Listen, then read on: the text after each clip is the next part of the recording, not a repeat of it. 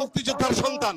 দুঃখ করে বলেছিলাম, বাবা তোমার মুক্তিযোদ্ধা সনদ থাকতে আমরা চাকরি পাই না, আমরা তো কোটা সুবিধা পেতে পারতাম।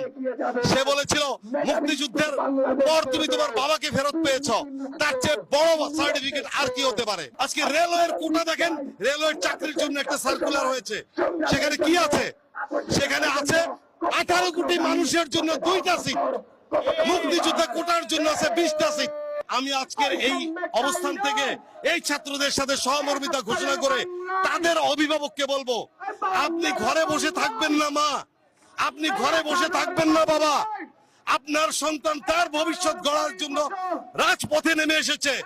আপনার কাছে বিনীত অনুরোধ, আপনার ছেলের ন্যায়সঙ্গত অধিকার, ন্যায়সঙ্গত দাবির সাথে আপনি একাত্মতা ঘোষণা করে স্বামী স্ত্রী দুজনে আপনার ছেলেকে নিয়ে রাজপথে অবস্থান করুন। এটাকে গণ আন্দোলনের রূপ দেওয়ার জন্য, নিজের আকাঙ্ক্ষা প্রকাশের জন্য।